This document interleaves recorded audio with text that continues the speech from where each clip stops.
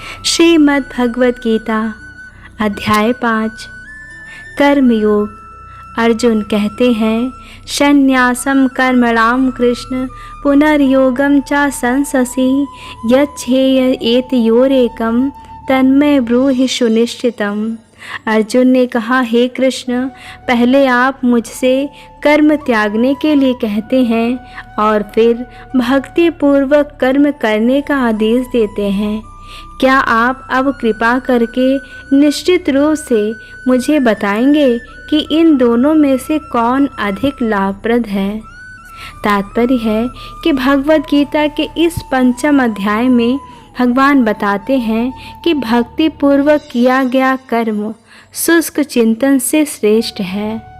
भक्ति पथ अधिक सुगम है क्योंकि दिव्य स्वरूपा भक्ति मनुष्य को कर्म बंधन से मुक्त करती है। 2 अध्याय में आत्मा तथा उसके शरीर बंधन का सामान्य ज्ञान बताया गया है। उसी में बुद्धि योग अर्थात भक्ति द्वारा इस भौतिक बंधन से निकलने का भी वर्णन हुआ है। 3 अध्याय में यह बताया गया है कि ज्ञानी को कोई कार्य नहीं करने पड़ते।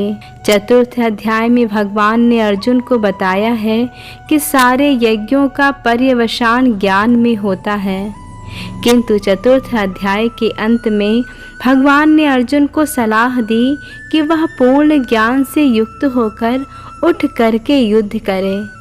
अतः इस प्रकार एक ही साथ भक्तिमय कर्म तथा ज्ञान युक्त अकर्म की महत्ता पर बल देते हुए कृष्ण ने अर्जुन के संकल्प को भ्रमित कर दिया है। अर्जुन यह समझता है कि ज्ञान में संन्यास का अर्थ है इंद्रिय कार्यों के रूप में समस्त प्रकार के कार्यकलापों का परित्याग, किंतु यदि भक्ति योग में कोई कर्म करता है तो फिर कर्म का किस तरह त्याग हुआ?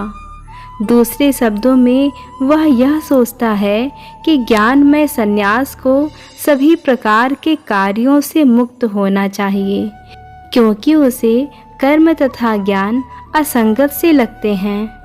ऐसा लगता है कि वह यह नहीं समझ पाया है कि ज्ञान के साथ किया गया कर्म बंधनकारी ना होने के कारण अकर्म के ही तुल्य है। अतएव वह पूछता है कि वह सब प्रकार से कर्म त्याग दे या पूर्ण ज्ञान से युक्त होकर कर्म करे। तब भगवान कहते हैं, संन्यासः कर्मयोगस्यः निःश्रेयसकरावुभौ तयोस्तु कर्म संन्यासात् कर्मयोगो विशिष्यते। श्री भगवान ने उत्तर दिया, मुक्ति के लिए तो कर्म का परित्याग तथा भक्तिमय कर्म दोनों ही उत्तम हैं, किंतु इन दोनों में से कर्म के परित्याग से भक्ति युक्त कर्म श्रेष्ठ है। तात्पर्य है कि सकाम कर्म अर्थात इंद्रिय तृप्ति में लगना ही भव बंधन का कारण है। जब तक मनुष्य शारीरिक सुख का स्तर बढ़ाने के उद्देश्य से कर्म करता रहता है, तब तक वह विभिन्न प्रकार के शरीरों में देहांतरण करते हुए भवबंधन को बनाए रखता है। इसकी पुष्टि भागवत में इस प्रकार हुई है कि लोग इंद्रिय तृप्ति के पीछे मत्त हैं। वे यह नहीं जानते कि उनका क्लेशों से युक्त यह शरीर उनके विगत सकाम कर्मों का फल है।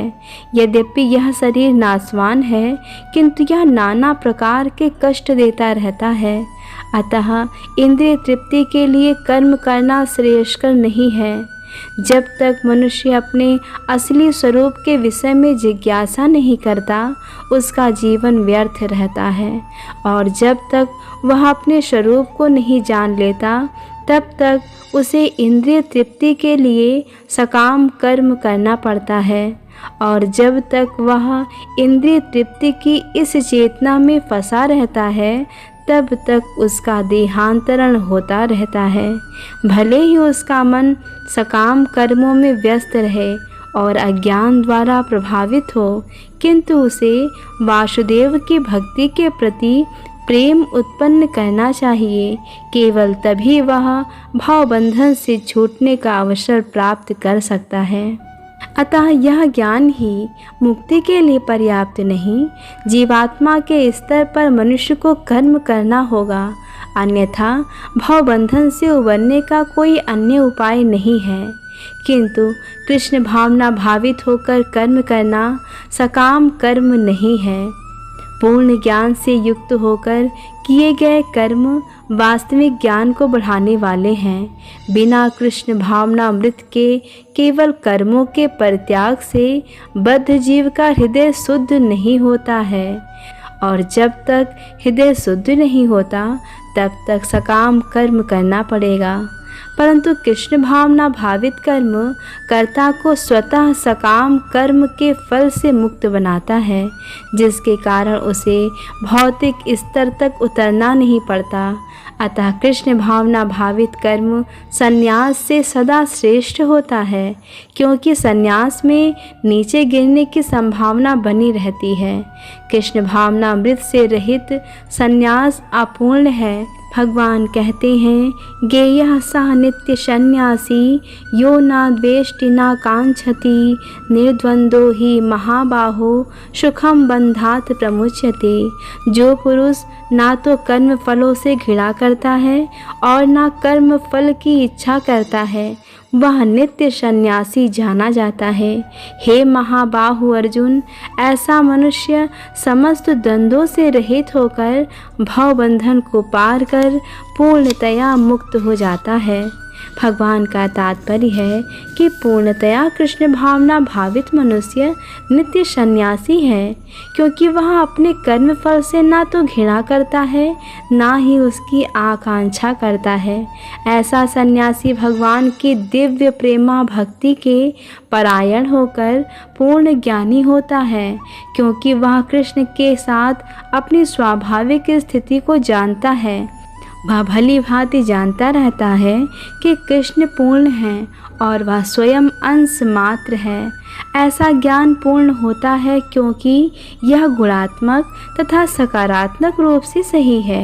कृष्ण तादात्म्य की भावना भ्रांत है, क्योंकि अंश अंशी के तुल्य नहीं हो सकता। यह ज्ञान की एकता गुणों की है, ना कि गुणों की मात्रा की, जिससे मनुष्य अपने आप में पूर्ण बनता है, जिसे ना तो किसी वस्तु की आकांक्षा रहती है ना किसी के शोक की। उसके मन में किसी प्रकार का छल कपट नहीं रहता, क्योंकि वह जो कुछ भी करता है कृष्ण के लिए करता है।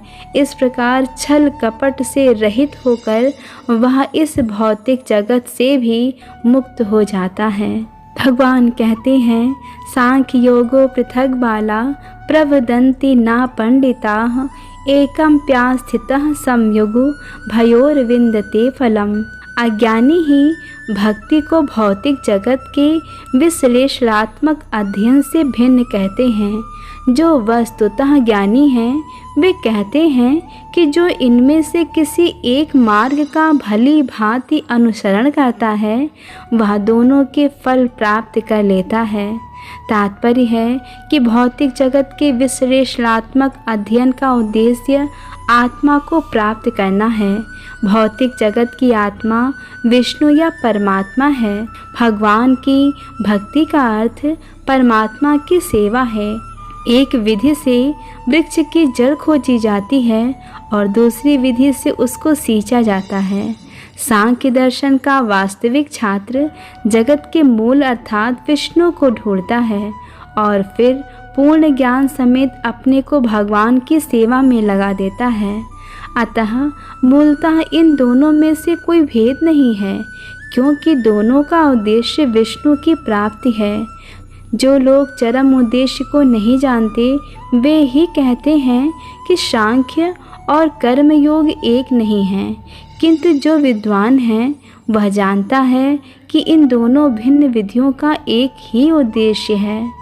भगवान कहते हैं, यत् सांख्ये प्राप्यते स्थानं तद्योगैरपि गम्यते एकम सांख्यम च योगम च यः पश्यति सा पश्यति।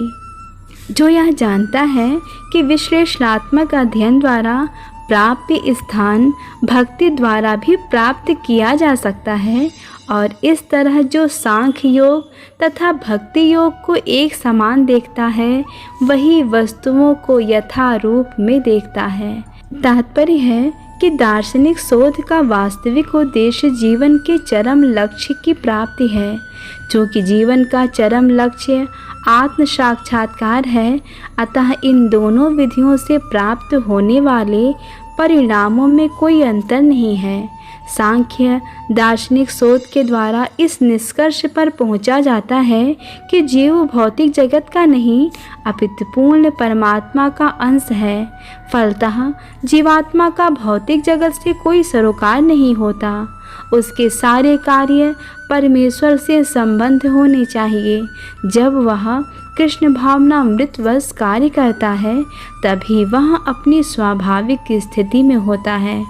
सांख्य विधि में मनुष्य को पदार्थ से विरक्त होना पड़ता है और भक्ति योग में उसे कृष्ण भावना भावित कर्म में आसक्त होना पड़ता है।